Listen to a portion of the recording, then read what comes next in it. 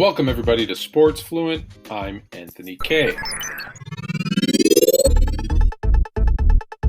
Welcome, everybody, to the Sports Fluent podcast. I'm Anthony K.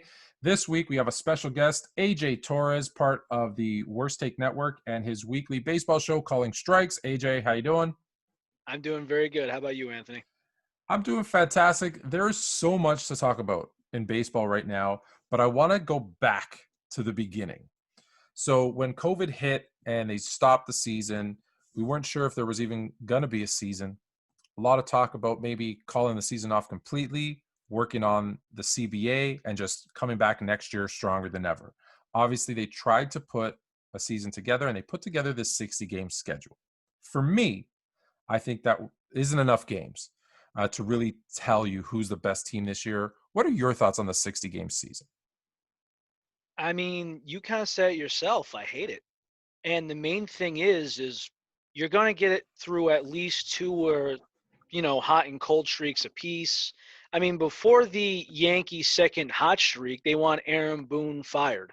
And if you go by just cut and dry saying, hey, after 40 games, a manager was cut and relieved of his duties in his last year, it's like, are you crazy? Cut and dry like that, 40 games? That's a quarter of a season in regular baseball terms. Between injuries that are really just wild, the cold streaks of all these stars, even former MVPs or ones that are top in the voting, and I just hate this format of who's making the playoffs. This is not the NBA. Why are there 8 teams apiece making it? What is this? Participation trophies? I can't stand it. I was going to ask you about that next. So the 16-team playoff, I thought, as bad as the 60-game regular season was, having 16 teams in the playoffs really even diminishes the value of those 60 games, right? Because you would think with fewer games, you should really give a bonus to the people who did really well in those 60 games, and really they're not. 8 teams is a lot for a baseball playoff. Absolutely. Because if you look at it this way, right, they're complaining about the wild card scenario being like, hey, this should be a 5-game series. But everyone's joked around being like, hey, if you want this completely fair for everybody, we could be here until Christmas. Right. And that's, listen, Not 9 months of baseball, 12 days of Christmas. I mean, a little much, don't you think? Listen, I was, as bad as it sounds, I was one kind of screaming that maybe they should just cancel the season completely, figure out the CBA and come back next season. Or, right, if they were to do some type of, I don't want to call it a bubble because not in one location, but if they just played games in kind of the warmer climate, right, they could play deeper into the year. There were some teams right out of the gate, speaking of COVID, like the Marlins. Did you ever think when the 60-game season started that they wouldn't finish? I mean, I just kind of thought I really just didn't know what could happen. I mean, really, because if we go into the trade deadlines, which the trade deadline I didn't really get for the Marlins, I guess. I mean, maybe that's just me. But going forward, as far as COVID and the CBA, I mean, between Tony Clark and the commish, that was just a bloodbath. I mean, I hope that this offseason, what they need to do is instead of phone calls, emails, I don't care where it is. It could be HQ, it could be somebody's house. Get a hotel room, get a conference room or something. I don't care if you order lunch. I don't care if you stay all night. You need to be face to face and just get it done because instead of 2 months, this might be done in 2 to 3 days. Yeah. Because there is a lot of pettiness on both ends. And some people are like, oh, season's got to be canceled. Don't buy a jersey. But it happened, but this is just not what we wanted. There's a lot that's going to go into this year, including, the DH rule. I think it's going to stay. It's just, it's a complete mess. But I look at who's in it if the season were to end today, and I could name at least one team where I could say you do not deserve to be here. Yeah, and that's the thing that I noticed, right? Like to your point earlier, the Yankees looked like they weren't going to be in the playoffs. They go on a little streak, they're in. My Jays look like they were in the playoffs, then go on a 6-game losing streak, and now it's 50-50 if they're going to be in. When we talked about this at the beginning of the season, we said a minimum of 80. Do you have a minimum number that they need to be playing in a season? It's really hard to go off of 162 and see what goes there. But uh, I mean, 100 would be preferable, but I guess you could settle for half. Yeah. And my only thing is the injuries too. I actually had this thought process. I'll give you my favorite to win, but it's kind of iffy as time goes on with it for the playoffs. But if you could think about it this way, right? If you wanted to, let's say, fight for a spot to get in, the way you could do it, right? If you are solid with your and happy with your 5-man rotation, take the 5th starter out, and if he could go in the bullpen, because instead of using up your relief pitchers, you throw him in there. Yeah. Depending on the bullpen, you do it like the Milwaukee Brewers style, you might be able to get these wins and get in there. The last couple of spots for the National League are tough. As far as the American League, the Jays have a couple of games on the Angels.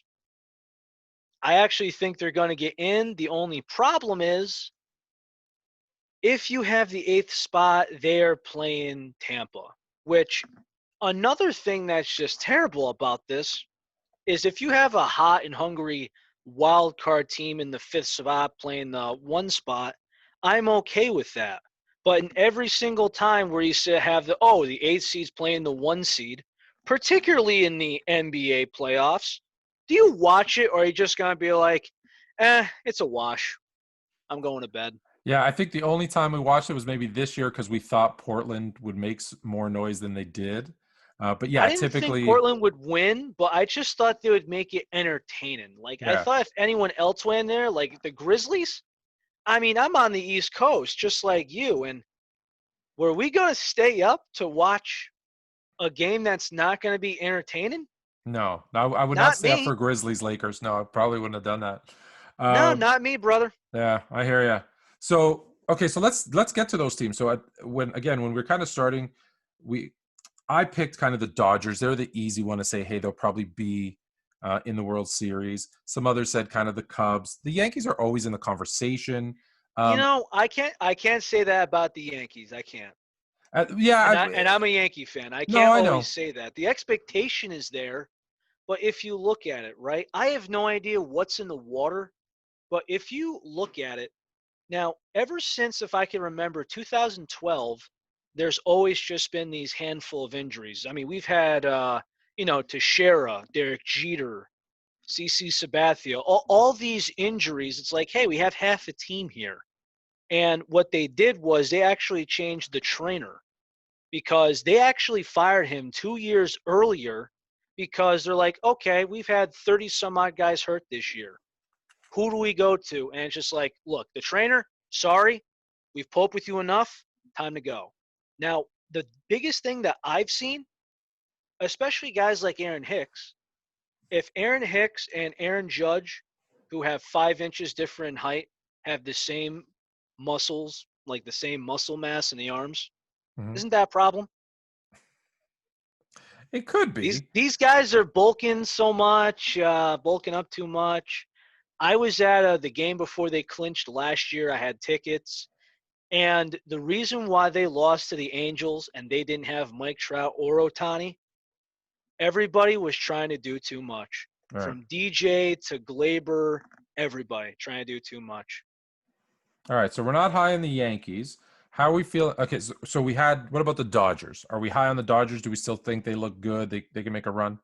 Actually, it's funny because in the free agency, I kind of looked at it as in like, okay, you just want to win the division title again. But then next thing you know, the Mookie Betts trade went, and I'm like, oh, hey, okay. Then David Price went out, and I'm like, okay, what's going on? Now, the thing that really bothers me about this playoff format is if you go into the later rounds, because before it would be an off day here and there, Right. you can't go 3-man rotation anymore with your guys properly rested. If you do, your stars are going to be on 3 days rest. Because if you remember 2009, there was Andy Pettitte, CC Sabathia, AJ Burnett, 3-man rotation all the way down. Last year, after Scherzer started, because there wasn't a dependable bullpen, they put in Patrick Corbin in the bullpen. Mm-hmm. And I believe he had a start later on. You can't do that the way this is formatted. So you got to use all your starters. You can format the way you want to, but how the bullpen is going to be used, that goes case by case. Like the Phillies, they have the worst bullpen in baseball. I know they trade for a couple of guys, but it's hard to improve on garbage. Let's be honest here. Yeah. So, and this is because now they're going to play neutral site, correct, in the playoffs. So Well, there's not going to be that's another as thing I many don't travel like. days. The thing that I got is we're going to have both Texas locations. So it's going to be the new Rangers Stadium, Mm-hmm. the Astrodome, and that's the National League teams playing in the AL. Yeah. And the National League is going to be playing in the Padres Stadium and the Dodger Stadium. And out of all the ballparks, right? Like if we take my New York Yankees again, right? The easiest ballpark to hit in is the Dodger Stadium, I think, Yeah. because there's no weird dimensions. If you look at the new Ranger Stadium, the ball does not travel well. The Padres left field is huge. And the Astrodome, we've known forever, that center field is big. Yeah. So if you go by dimensions, just the field in, if you're a fly ball pitcher, you'll love it. If you're a short hitter, you like the short porch, I think you might struggle with it. The only other thing I might think of is that if the season ended today, the Twins and Yankees would face each other. And if you're a Twins fan, well, grab yourself a drink, say a prayer, and good luck to you. Because we know how that's been happening the last couple of years.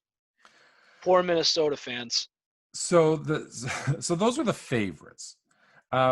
Before the season, we had one team. We looked at the White Sox as kind of being a sleeper team, so they're going to be in the playoffs. Any sleeper teams you think that maybe a lot of people aren't talking about, but they have a legitimate shot this year? In the National League, it's very hard to predict, particularly because if we go by the 5th seed onward, between the 5th seed being the Marlins, it's 28 wins. 9th place right now, tied for 9th place, is 26.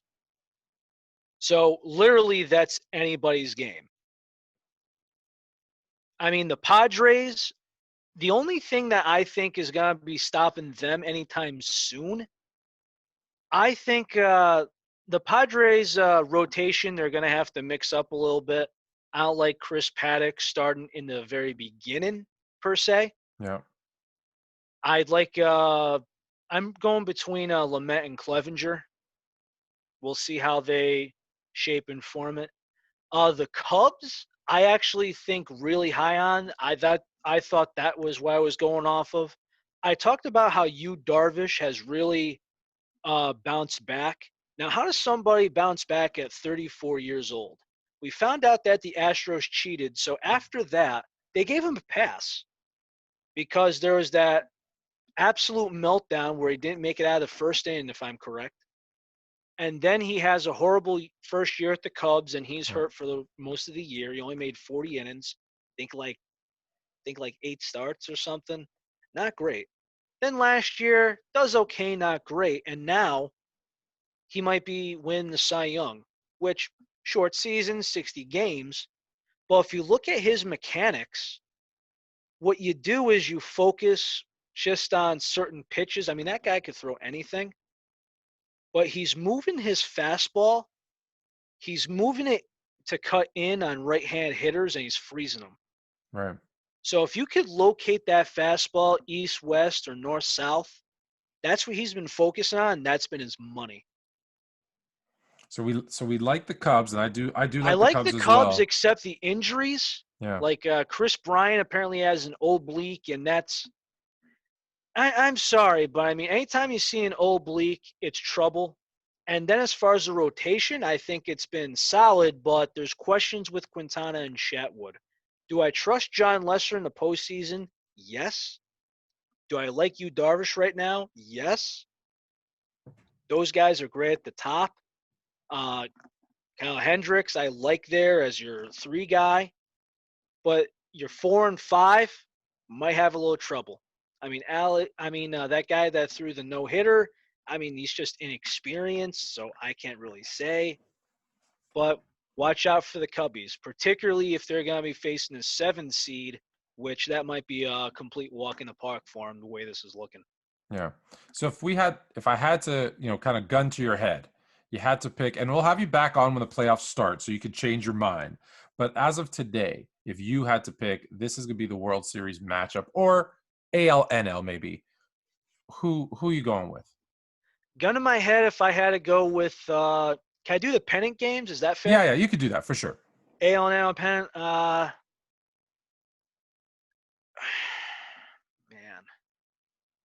this is gonna be a tough one. For National League, I want to be between the Cubs and the Padres, if that's formatted correctly. I think one of those two might do it because the Dodgers just don't have that reputation. I think the pitching is going to kill them, I think.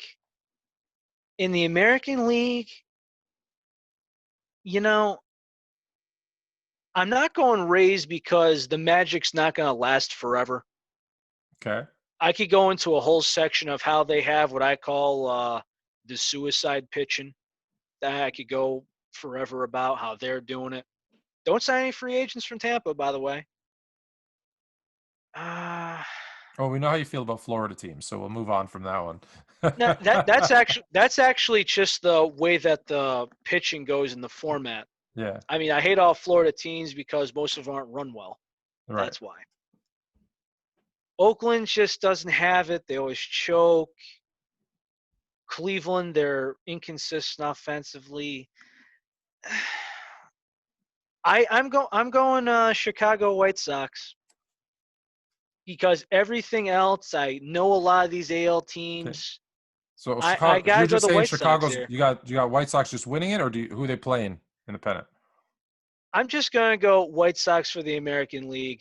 Just It White doesn't Sox. You matter got who they play. I just think that everybody else, I mean, I think they're just hot. I think they got the pieces. The bullpen shined quietly this year, and everybody else just had concerns.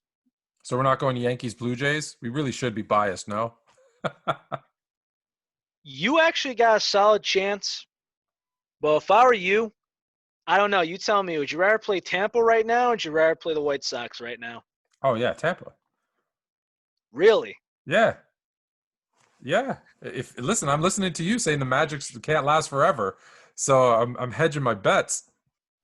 That's fair. That's fair. And trust me, if you do get there, please beat Tampa, somebody.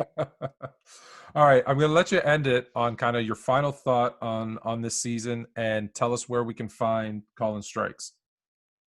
Calling strikes you could find on the Worst Take Network, just so you could see everybody else who's putting a lot of time and effort on all their articles, their podcasts. As far as what I think of this season, I'm actually glad it happened. There's been a lot of misfortune. We've seen a lot of injuries, a lot of players not do well. We're going to see the commissioner and the union go head to head again. We might see the National League DH stay here for good, which is going to impact the World Series this year. And that's going to be the first time it affects the World Series. That is going to be a controversial topic for a lot of people. Going forward, these are not really hitter friendly ballparks outside Dodger Stadium that these teams are playing in. The other stadiums, the ball does not travel well. The outfields could just be huge. And it's going to be an exciting playoff run. But going forward, I really just like the 5 teams going in a piece. None of this participation trophy or letting the good teams get off easy. And I just hope next year that all this is our control and we're going full steam ahead in the free agency. All right, so Anthony? kind of bonus coverage then. So I'm gonna ask you kind of a couple rapid fire things because in that you made me think of a couple of things. Do you think they get a deal done, or is there a strike looming?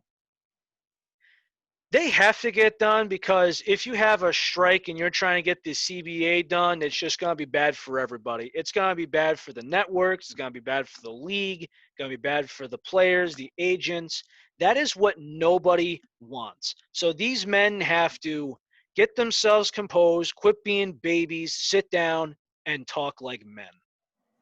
Two, you said the DH rule you think is going to stick, AL, NL moving forward. Any other rule changes that you think are going to happen or should happen? My only thought, and there's a lot of people that have argued about this. Now, do I hate the playoff format? I've said that many times. I absolutely do. The DH is technically in. People have been liking it, regardless of how pitchers could rake. But I mean, nobody wants a guy having maybe at best a 200 average. So I think the DH is staying. The one rule that was added that I cannot stand and people have fought me on is the three batter rule. Now, in the postseason, we might see guys, blow it because of that. Now, I get it. Guy faces one batter, and then regardless of it's an out or if it's a walk, base hit, home run, whatever, he gets yanked and the next guy goes in. Now it's three or you finish the inning. I want to see if they could bring it down to two. I think that's fair. Guy faces two batters no matter what or finishes the inning. That can't hurt. I mean, three, think about it. Bases loaded, you pull a guy, he gives up a base hit, you can't yank him. He's got to face two more batters no matter what. That's not Yeah, going to be yeah. fun. I think wasn't the argument for that was right. We got two with too many kind of specialty pitchers almost, where I'm bringing in this guy to face the lefty, that guy to face the righty, right? And it was slowing down the game. That was the argument for it. But I see your point. If you're forced to do it, Yes. it kind of takes away from. And I had one more, and that is now tell me how you feel about this. The extra innings rule where the guy starts on second base, I think is absolutely stupid. That is a terrible rule. And if I take it a step further, and I get a lot of grief for this because I think for every sport during the regular season, if you're done, your game is done, it's a tie. I don't like overtime at all in any sport. Really? Yeah, it's the regular season. You play 9 innings, it's a tie. Move on. Let the player safety is important, right? You're killing players by making them play extra innings. However, in the playoffs, you just for baseball, The playoffs playoffs is different. matter, of Yeah, course. playoffs it matters, right? In the regular season, it doesn't matter. So why are you putting these guys who are bigger, stronger, faster through into this situation where they're just playing extra? Like some of these extra inning games they're getting crazy, or in other sports as well. So I say you get eliminated in the regular season.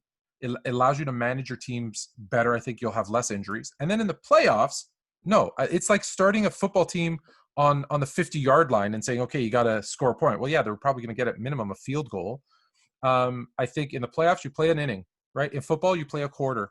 In basketball, you play a quarter, and if it's still tied, okay, then you play another one. I hate sudden death. I hate penalty kicks or penalty shots. I don't like any of that stuff because that's not the game. That might be a worse take we could talk with Matt McConaughey about sometime. We might. I think as far as overtime, I like the hockey overtime, I will say. Yeah, but if you think about it, penalty shots, that's not the game. It's just Well, I mean, not. I like the new 3-on-3 format. Okay, that it's exciting, right? And But then, again, afterwards, you got to end it. It goes into a different points system. I mean, you need a winner in those. I understand where you're coming from, though. yeah, I think if players safe, right? Like I look at it from that point. If that's important, then that's a way to do it in the regular season to cut down on the amount of time that they're playing, the minutes they're playing, innings that they're playing. To answer your question, I hate the gimmicks. So as you could tell, I'm a little bit passionate about this one. Like starting a runner on second, I think that's ridiculous. Any type of gimmicky thing, I don't like My it. team won off of that one time. I actually saw this. It was DJ LeMahieu start at second base. It's a pass ball. He's on third. Now there's no outs, of course. Luke Voigt hits a fly ball center field. DJ LeMahieu basically walks in and it's a walk-off. And I'm like, okay. I didn't feel that energy that he earned it. It Did you wasn't a feel you won? bomb. Yeah. I felt like I won and I was happy it was over. I mean, it was only the 10th inning, I think, but I'm just kind of like, this rule sucks because the energy's different. Yeah. Now, as far as player safety, I understand where you're coming from, but just remember this, right? If the game is now there's some teams, right, where every single win counts, particularly later on. But if it's in let's say June per se, right? The trade deadline's not here. You don't know if you're a buyer or a seller, right?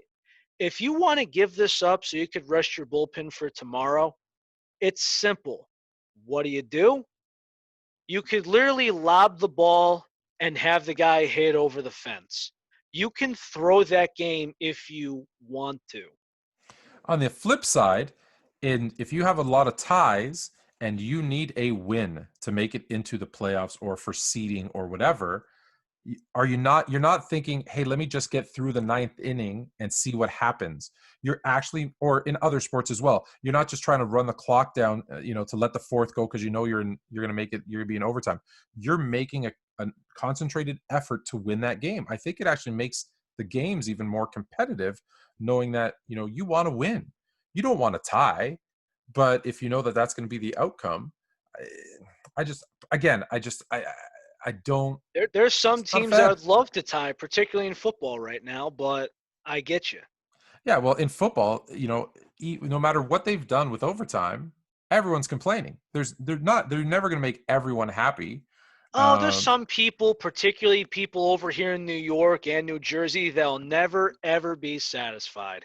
That's Knick fans, that's Yankee fans, that's Met fans. You speak to a lot of them over here. There's a lot of them. They will never ever be satisfied. Well, as a Knicks fan, you don't have much to be satisfied about, but we'll leave it on that note. Or actually, wait. Actually, I will ask you because you're close enough. You're in New York, right? So, the Knicks. I know we're talking baseball, but the Knicks. What are you hearing? What's going on? Like, what are Knicks fans like? Are you just I'm a Yankees fan and I leave the Knicks to do their thing, or do you have an opinion on the Knicks? I'm not a big Knicks fan, but I am a Rangers fan. But it's Okay. actually very different because when it comes to basketball, right? He's very hands-on. But when it comes to my New York Rangers, it seems like he has somebody else call the shots. And Right. it's very weird because usually you have one guy that does both. One guy that's just like, hey, I'm involved here and such like that. But when you hear Rangers, you don't hear James Dolan's mouth. Right. When it comes to basketball, here's the thing that I don't get, right? You've you've been connected all these years, right? Now, I remember this being when I was a kid, right? You've been linked to all these free agents from LeBron James to Kevin Durant to Kyrie Irving, Chris Paul, Chris Bosh. There's some of these that have been named twice. LeBron's been mentioned at least twice. Every time he's a Kyrie's free been agent. mentioned. Anthony Davis has been mentioned in a trade, and that would be the grand prize. Giannis has been talked about. All of these top caliber players, and you've only had one come to the Garden, and that is Carmelo. Okay, Right. so you've hit what? 1 out of 50? And then free agency, right? You basically, I mean, come on. You expected Julius Randle to be like Julius Irvin. No disrespect to Julius Randle, but you're putting the world on that man's shoulders. And the thing is too, right? And I say this with football too, because if you're going to tank, you're going to have to draft well. Ntilikina averaging 6 points a game, and he's your first round pick. That's a bust. Average 6 points for 3 years in a row. That's a bust. Knox, the guy's supposed to be starting. He's on your bench for the most part as a second year. Come on. If you're not going to draft guys, at least trade those draft picks to get a star here. And then if nothing works, because if you've noticed that, right? Because you know how some people say, Trust the process. Well, it didn't work, but yes, they were saying it. James Dolan is trying to flip the switch in half a year, and it doesn't work like that. Yeah. They got a coach now that's signed to a 4 to 5 year deal, I think. How do you And feel to about me, that? How do you feel about that hire? Because I was pretty outspoken about the against it. Just to be they honest. needed somebody. They needed somebody good with experience. But for a But young team, I actually Tibbs. think this, right? The number one thing that they could only benefit with is the length. Because now, mind you, next year and the year after, David Fizdale's getting paid. He's not going to do that again. Yeah. You have a guy that's a veteran in coaching. It doesn't matter, young guys, experienced guys. You need some commitment. You need to crawl, and then you learn to walk, and then you learn to sprint. This guy has trouble crawling right now, let alone walking. So get things intact, right? And instead of trying to flip the switch to, oh, we need to be good again, you're not doing the job. Okay, get him through the free agency. Get him through the draft. And since you don't draft well, you might want to consider trading that pick Right. for somebody. Get this year under control, don't have expectations, and you go from there. Change the culture of that place. And it's hard to change a culture when that guy, people have been wanting him gone for what, close to a decade now? Yeah, it's It's tough. a It's tough for terrible me as it's a a terrible basketball. place It's in tough for me as a America. basketball fan, right? Because it's still for me, it still has that mystique, right, of being the mecca.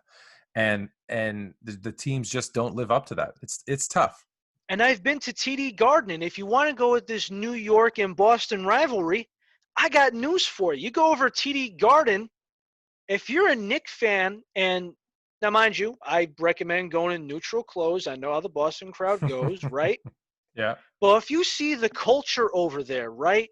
You see the fans cheering. You see how the way that it goes there on the court. You should get with your Knick buddies, go there. You'll be ashamed of yourself. James Dolan should go there and be ashamed of himself. Being like, wow, look at this place.